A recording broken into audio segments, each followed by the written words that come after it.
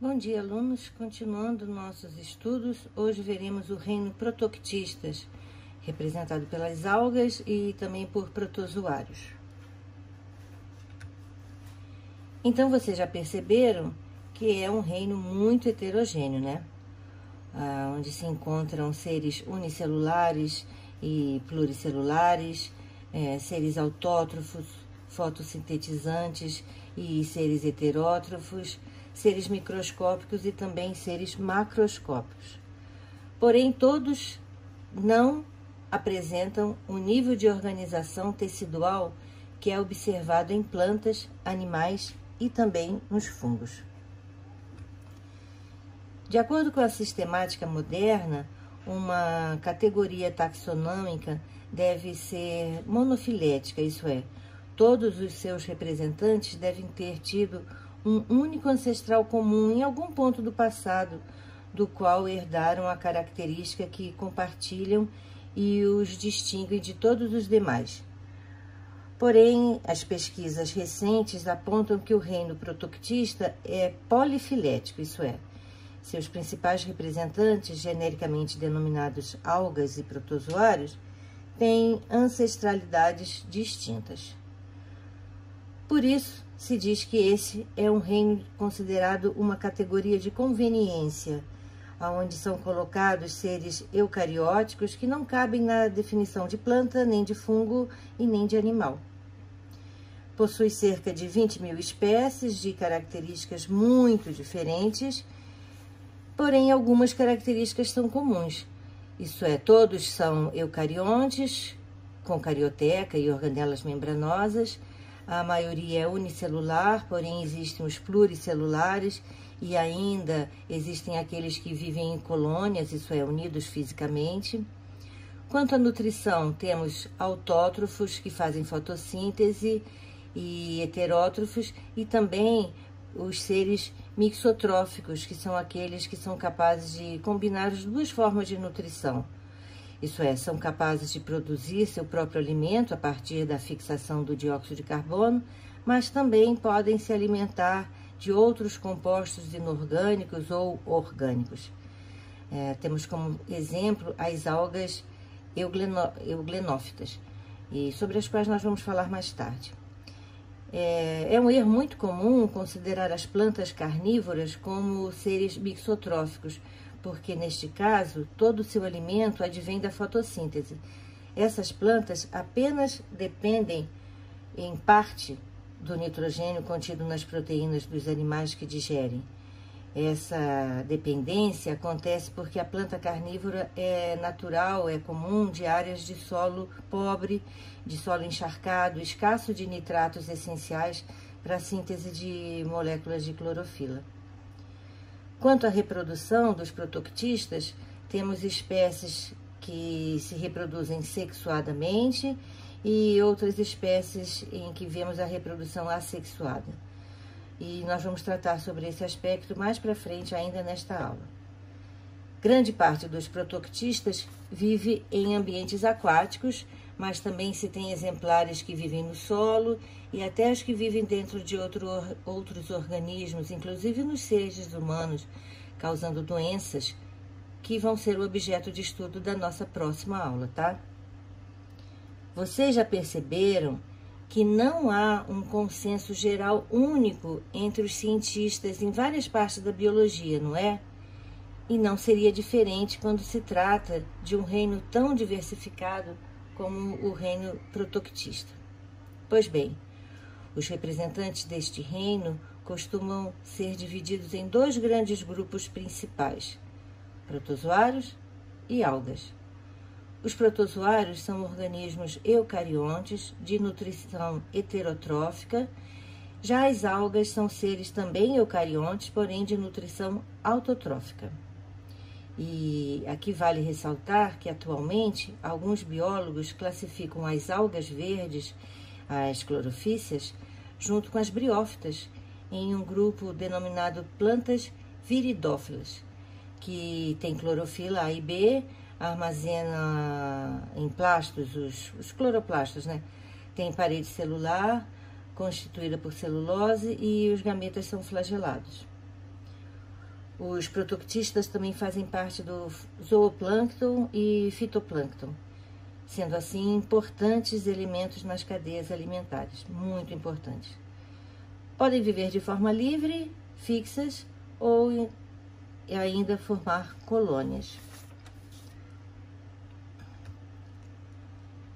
Vamos ver então o grupo das algas unicelulares, que são seres autótrofos capazes de produzir seu próprio alimento, utilizando para isso a fotossíntese. São seres clorofilados, como já falamos. Seus principais representantes são as euglenas, as dinoflageladas, as diatomáceas e as algas douradas. As algas pluricelulares também são autotróficas e podem ser encontradas tanto em ambientes marinhos quanto em ambientes de água doce. E também podem fazer simbiose com fungos, formando os chamados líquens. Já outras algas vivem na água doce e no interior de animais principalmente quinidários, como a hidra, e por isso elas são chamadas de zoocloretas. As zoocloretas, ao realizarem fotossíntese, fornecem substâncias orgânicas nutritivas ao quinidário, e este lhes dá abrigo, nutrientes inorgânicos e substâncias orgânicas que elas necessitam, mas que não conseguem produzir. Esse tipo de associação se chama endossimbiose.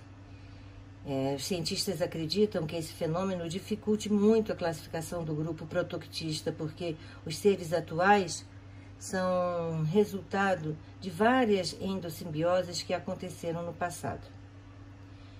Estima-se que as bactérias e as algas planctônicas sejam responsáveis por quase 90% da fotossíntese realizada no planeta. Então, se esses seres eventualmente desaparecessem da Terra, o teor de oxigênio na atmosfera terrestre, que é em torno de 21%, cairia a ponto de a atmosfera terrestre tornar-se incompatível com a vida na maioria das espécies, inclusive a nossa. O primeiro grupo que nós vamos ver é o grupo das euglenas. É um gênero de algas unicelulares flageladas que podem ocorrer tanto com células livres como formar colônias. É um grupo muito estudado, aliás, é o mais estudado, com mais de 1000 espécies que vivem tanto em água doce como em água salgada. Elas apresentam uma estrutura denominada ocelo, que é uma estrutura fotossensível e participa na orientação da célula em direção à luz para fazer fotossíntese. Porém, quando ela está se alimentando de maneira heterotrófica, engloba partículas de alimentos do meio por fagocitose e possui uma reserva energética, o paramilo, que pode ajudar a célula a sobreviver em períodos maiores de privação de alimento ou de luz solar. Tanto os euglenoides, todos os euglenoides possuem 2 flagelos, sendo um atrofiado e o outro, que é maior, é plenamente funcional e é visto até o microscópio óptico. A euglena não possui parede celular, e sim uma camada de natureza proteica formada por diversas bandas que se organizam sob a membrana plasmática. Essas placas podem deslizar umas sobre as outras, causando o chamado movimento euglenoide. A euglena se reproduz assexuadamente por divisão binária, que se inicia por mitoses seguidas de citocinese, e isso ocorre inicialmente longitudinalmente, começando pela extremidade anterior da célula, com a duplicação do flagelo. Poucas evidências se têm de reprodução sexuada. Outra estrutura importante é o vacúolo contráctil, também chamado de vacúolo pulsátil, que tem a função de eliminar o excesso de água via osmose. Assim, né, a célula, evita-se que a célula estoure. O vacúolo pulsátil é responsável pela osmorregulação de organismos de água doce. Expulsando o excesso de água, ou melhor, controlando o volume celular, esta organela deixa o meio interno com a concentração idêntica à concentração do meio externo. Então, vamos ver as diatomáceas, que são organismos unicelulares que podem chegar a 2 milímetros de comprimento. A maior parte é marinha, porém encontramos espécies também de água doce. Suas células são recobertas por uma carapaça constituída por dióxido de silício e é chamada frústula, que é o mesmo material utilizado para fazer vidro, e esse material lhes confere um aspecto iridescente e brilhante. Mas muitas espécies vivem flutuando na superfície dos mares e dos lagos, graças às reservas de energia, que é um óleo, e participam das cadeias alimentares aquáticas, e outras vivem presas a superfícies de organismos marinhos, até de animais como tartarugas, moluscos e também de baleias. Em diversos lugares, as carapaças das diatomáceas acumulam-se no fundo do mar, formando camadas compactas, conhecidas como diatomitos, que são usadas como matéria-prima de polidores e também na construção de filtros, e também na indústria de inseticida e de fertilizantes agrícolas. É uma curiosidade, esse produto mata os insetos porque se adere ao seu exoesqueleto, matando imediatamente porque absorve toda a água do animal. Já no caso da agricultura, fornecem micronutrientes ao solo, como fósforo, nitrogênio e potássio. E é uma substância biodegradável, porém pode ressecar a pele, e se a pessoa for ter contato, se expor por muito tempo a esse produto, recomenda-se o uso de luvas, o uso de máscaras e também de óculos protetores. E por último, pode-se fazer tijolos com as suas carapaças, e pela sua característica iridescente, esse material reflete a luz solar. No Brasil, são encontradas principalmente na região nordeste, onde temos a Catedral de Fortaleza, que é toda feita de tijolos de diatomitos. Um outro exemplo é a cúpula da igreja de Santa Sofia, em Constantinopla. As dinoflageladas. Bem, junto com as diatomáceas, as dinoflageladas formam o fitoplâncton oceânico.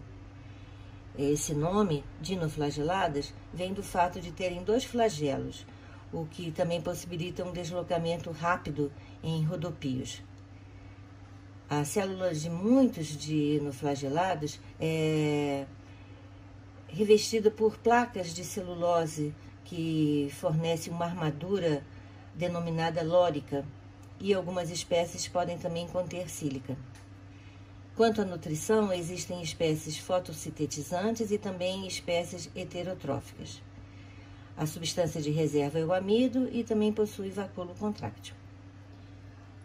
Algumas espécies vivem dentro de protozoários e animais marinhos, como cnidários, e em uma relação de endossimbiose, constituindo as zooxantelas, que, assim como as zoocloretas, mantêm uma relação simbiótica com as células hospedeiras.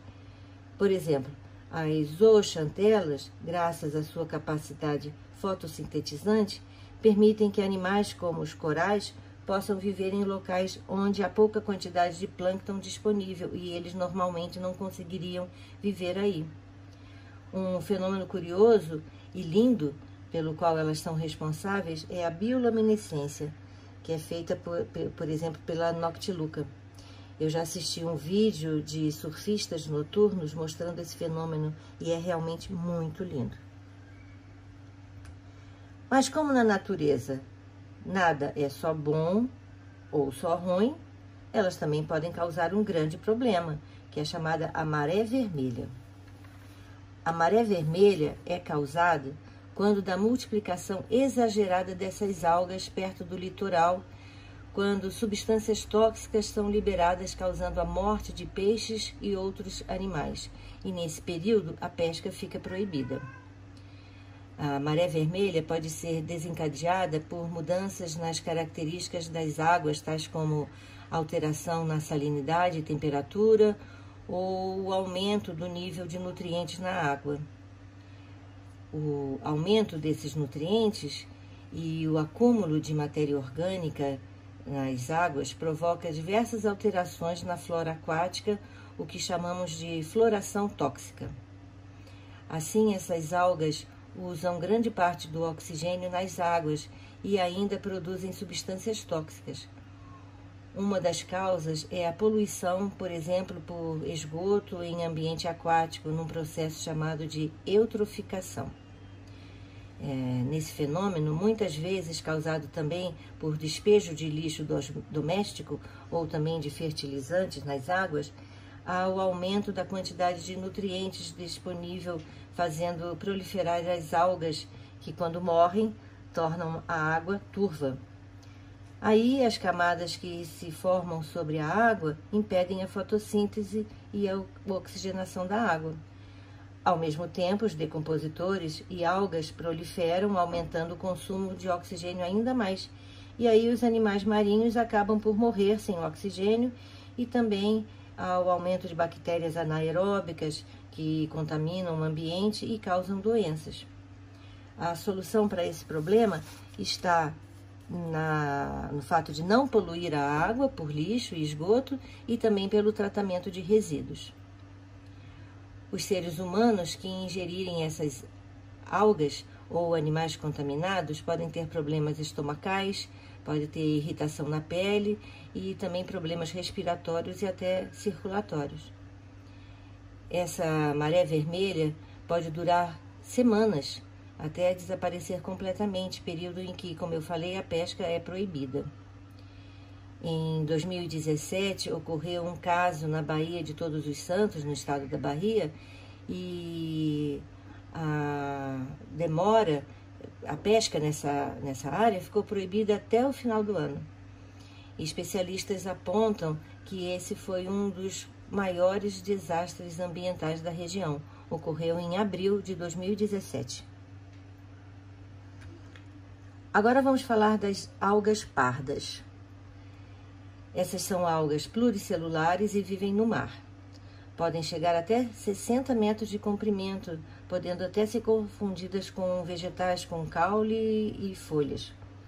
Elas formam os kelps na costa da América do Norte e servem de habitat para diversas espécies marinhas. Sempre aparecem nos programas sobre focas no canal Animal Planet. Já viram? Mas vocês podem ter visto exemplares dessas algas no Nordeste brasileiro, do gênero Sargassum. Esse tipo apresenta uma bolinha que contém reservas de ar para ajudar na flutuação e acaba por sujar a areia da praia no final do dia. São ricas em vitaminas e sais minerais e são usadas na culinária japonesa, na preparação de sushi, que eu particularmente adoro. As algas vermelhas ou rodofícias são abundantes nos mares. Também se encontram em água doce e também em superfícies úmidas, como troncos de árvores. Algumas espécies são comestíveis e produzem o agar ou agar-agar. Vocês lembram da aula de bactéria que eu falei de cultura de bactéria em placa de Petri para fazer um antibiograma? Pois bem, o agar é usado para impossibilitar o desenvolvimento de alguns micro-organismos e privilegiar outros. E assim ele é usado para aumentar o número de bactérias numa cultura e também é usado na culinária vegetariana em substituição à gelatina animal. E também é usado em alguns métodos de emagrecimento, porque auxilia no controle da saciedade. Por fim, vamos falar das clorofícias, que são as algas verdes. Temos as algas unicelulares, isoladas ou em colônias, e as pluricelulares. Então, é um filo muito diversificado. Também vivem no mar ou na água doce. Os cientistas afirmam que, por apresentarem parede celulósica, amido como substância de reserva energética e clorofilas A e B como pigmentos predominantes, provavelmente compartilhem com as plantas um ancestral comum. Podem se associar a fungos, formando os líquens, e atualmente este filo contém 500 gêneros e mais de 8.000 espécies já classificadas. As algas são as principais responsáveis pela formação das nuvens, porque emitem o gás DMS, que atrai moléculas de água na atmosfera e formam, então, as chuvas. E, finalmente, vamos ver a reprodução das algas, que pode ser assexuada por fragmentação, quando uma parte da alga se quebra. Pode ser por divisão binária, quando uma célula se divide, né? E agora temos duas idênticas que passam a viver independentemente uma da outra.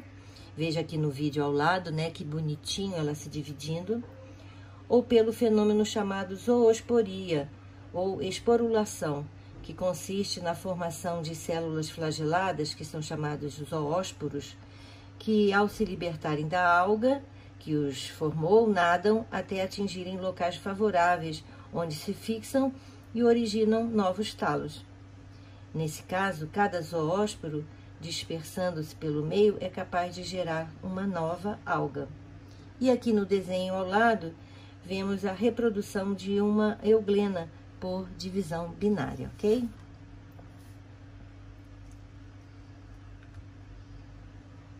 Também temos a reprodução sexuada por conjugação, aonde células de alguns filamentos de alga diferenciam-se, transformando-se em gametas masculinos, e em outros filamentos a diferenciação em gametas masculinos.